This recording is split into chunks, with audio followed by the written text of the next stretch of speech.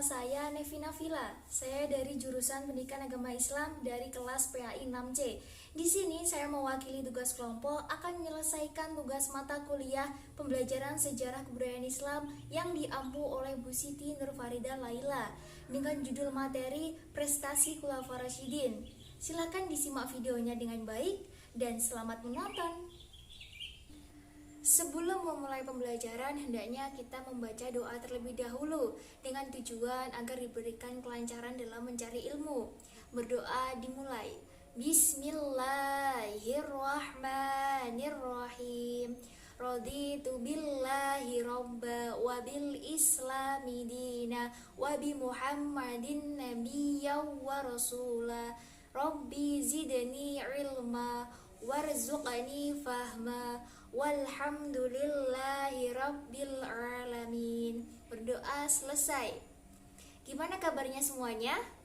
Semoga dalam keadaan sehat dan tetap dalam lindungan Allah Subhanahu wa taala. Amin ya robbal alamin. Materi kali ini kita akan membahas tentang prestasi dari Khulafaur Rasyidin.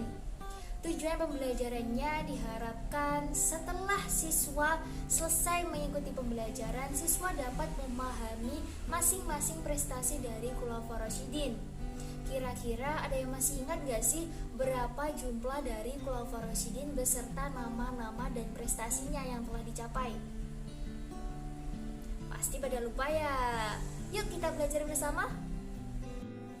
Jumlah Khulafaur Rasyidin ada 4. Yang pertama ada Khalifah Abu Bakar Asy-Syiddiq, kemudian yang kedua ada Khalifah Umar bin Khattab, yang ketiga ada Khalifah Utsman bin Affan, dan yang keempat ada Khalifah Ali bin Abi Thalib. Keempat khalifah ini memiliki prestasi yang cukup berpengaruh untuk perkembangan Islam pada masa itu. Kira-kira prestasi apa saja sih yang telah dicapai oleh keempat Khulafaur Rasyidin ini? Yang pertama kita akan membahas tentang prestasi yang telah dicapai oleh Abu Bakar Asy-Syiddiq. Pada masa awal pemerintahan Abu Bakar Asy-Syiddiq, Abu Bakar menemui 3 hal besar yang harus beliau hadapi. Yang pertama yaitu memerangi nabi-nabi palsu, antara lain Musailamah al-Kadzab, Tulaihah al-Asadi, dan Al-Aswad al-Ansi. Kemudian yang kedua yaitu memerangi kaum-kaum murtadin, dan yang ketiga memerangi kelompok yang enggan membayar zakat. Pada masa Khalifah Abu Bakar Asy-Syiddiq, hal pertama atau strategi pertama yang dilakukan oleh Abu Bakar Asy-Syiddiq adalah memerangi kaum murtadin. Mengapa demikian? Karena setelah wafatnya Rasulullah SAW, banyak masyarakat setempat yang kembali kepada agamanya terdahulu. Karena mereka merasa jika pemimpinnya sudah wafat dan mereka bisa melakukan hal sesuka hati mereka. Itulah prestasi pertama dari Abu Bakar Asy-Syiddiq. Yang kedua yaitu pembukuan Al-Quran.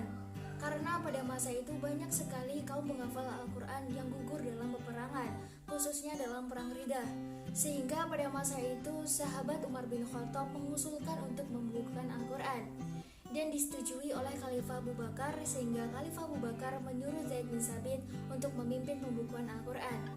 Itulah prestasi kedua yang dilakukan oleh Khalifah Abu Bakar Asy-Syiddiq.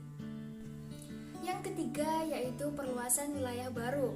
Ketika Abu Bakar menjabat sebagai seorang khalifah, beliau berusaha untuk memperluas wilayah kekuasaan Islam ke daerah Syria. Untuk keperluan tersebut, Abu Bakar menugaskan 4 orang panglima perang untuk membantu. Yang pertama yaitu ada Yazid Abu Sufyan yang ditugaskan di Damaskus. Kemudian yang kedua ada Abu Ubaidah bin Jarrah yang ditugaskan di Homs. Dan yang ketiga ada Amr bin As yang ditugaskan di Palestina. Dan yang keempat ada Surahbil bin Hasanah yang ditugaskan di Yordania. Itulah prestasi yang ketiga yang telah dicapai oleh Khalifah Abu Bakar Asy-Syiddiq. Kemudian yang selanjutnya yaitu prestasi yang telah dicapai pada masa pemerintahan Khalifah Umar bin Khattab. Yang pertama yaitu pengembangan wilayah Islam. Pada masa pemerintahan Khalifah Umar bin Khattab, pengembangan serta perluasan kekuasaan Islam terus dilanjutkan, sehingga ada beberapa wilayah yang berhasil ditaklukkan oleh Khalifah Umar bin Khattab, antara lain Jazirah Arab, Syria, Palestina, Persia, dan Mesir. Itulah prestasi pertama yang dilakukan oleh Khalifah Umar bin Khattab. Kemudian selanjutnya yaitu prestasi yang kedua, mengeluarkan undang-undang.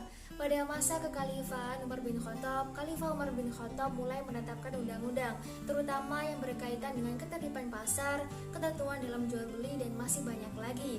Kemudian yang ketiga, membagi wilayah pemerintahan. Pada masa kekhalifahan Umar bin Khattab, pemerintahan dibagi menjadi dua. Yang pertama yaitu pemerintahan pusat dan ada pemerintahan daerah.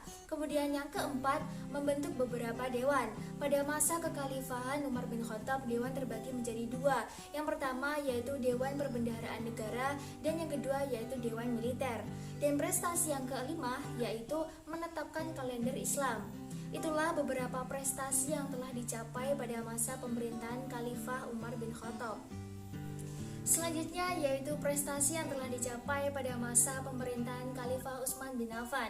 Yang pertama yaitu perluasan wilayah. Pada masa pemerintahan Khalifah Utsman bin Affan terdapat beberapa upaya yang dilakukan untuk memperluas wilayah kekuasaan Islam. Di antaranya melanjutkan usaha menaklukkan Persia, kemudian Tabaristan, Azerbaijan, dan Armenia. Usaha perluasan kekuasaan tersebut lebih lancar setelah dibangunnya armada laut, sehingga satu persatu daerah di seberang laut dapat ditaklukkan, antara lain wilayah Asia Kecil, pesisir Laut Hitam, Pulau Siprus, dan masih banyak lagi. Itulah prestasi pertama yang telah dicapai oleh Khalifah Utsman bin Affan. Yang selanjutnya yaitu prestasi yang kedua, standarisasi Al-Quran. Pada masa pemerintahan Khalifah Utsman bin Affan terdapat beberapa perselisihan tentang tata cara baca Al-Quran, sehingga pada masa itu Khalifah Utsman bin Affan memberikan keputusan untuk menyeragamkan tata cara baca Al-Quran berdasarkan dengan cara baca yang telah dipakai oleh Khalifah Abu Bakar Ash-Shiddiq. Setelah pembukuan selesai, dibuatlah beberapa salinan yang dikirim ke Mesir, Syam, Yaman, Basrah, dan Makkah. Satu mushaf disimpan di Madinah, yang kemudian hingga sekarang disebut dengan Mushaf Utsmani. Itulah prestasi yang kedua yang telah dicapai oleh Khalifah Utsman bin Affan. Selanjutnya yaitu prestasi yang ketiga, pengangkatan pejabat negara. Pada masa akhir pemerintahan Khalifah Utsman bin Affan, muncul perasaan kecewa dan tidak puas di kalangan umat Islam terhadapnya, karena strategi kepemimpinan yang dilakukan olehnya berbeda dengan strategi kepemimpinan yang dilakukan oleh Umar. Akhirnya pada tahun 35 Hijriah atau pada tahun 655 Masehi, Utsman dibunuh oleh kaum pemberontak yang terdiri dari orang-orang yang kecewa terhadapnya. Kemudian prestasi yang keempat, pembangunan fisik. Pada masa pemerintahan Khalifah Utsman bin Affan mulai membangun kelengkapan fasilitas umum seperti halnya membangun jembatan, membangun jalan-jalan, membangun bendungan, membangun masjid, serta memperluas masjid Nabi yang berada di Madinah. Itulah beberapa prestasi yang telah dicapai oleh Khalifah Utsman bin Affan. Kemudian selanjutnya yaitu prestasi yang pernah dicapai pada masa Khalifah Ali bin Abi Thalib. Yang pertama yaitu pergantian pejabat yang lama dengan yang baru. Pergantian pejabat ini dilakukan karena Ali bin Abi Thalib merasa pemberontakan-pemberontakan yang muncul karena keteledoran dari mereka, sehingga pada masa pemerintahan Ali bin Abi Thalib pejabat yang kurang cakap digantikan. Kemudian yang kedua, penarikan kembali tanah hadiah dan kembali menggunakan sistem distribusi tahunan seperti yang pernah ditetapkan oleh Khalifah Umar bin Khattab. Kemudian yang ketiga, menghadapi para pemberontakan. Pada masa ini terjadi perang Siffin dan perang Jamal. Itulah beberapa prestasi yang telah dicapai pada masa kekhalifahan Ali bin Abi Thalib.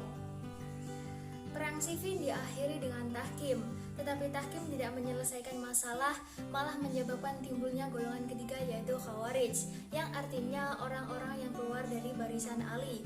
Akibatnya di ujung masa pemerintahan Khalifah Ali bin Abi Thalib, umat Islam terpecah menjadi tiga kekuatan politik. Yang pertama yaitu Syiah pengikut Ali, yang kedua yaitu Khawarij, orang-orang yang keluar dari barisan Ali, dan yang ketiga adalah Murji'ah. Itulah serangkaian dari prestasi-prestasi yang pernah dicapai oleh Khulafaur Rasyidin pada masa-masanya. Selanjutnya yaitu bagian yang menarik, ada sedikit tugas. Silakan diskusikan dengan teman kalian tentang ibrah atau hikmah yang bisa diambil dari prestasi Khulafaur Rasyidin. Pertemuan yang akan datang akan kita bahas bersama-sama. Jadi tolong dikerjakan ya. Sebelum saya tutup, hendaknya kita kita membaca hamdalah bersama-sama. Alhamdulillahirabbil alamin. Semoga pembelajaran hari ini bisa bermanfaat untuk kita dan juga bisa bermanfaat untuk orang lain. Amin amin ya rabbal alamin.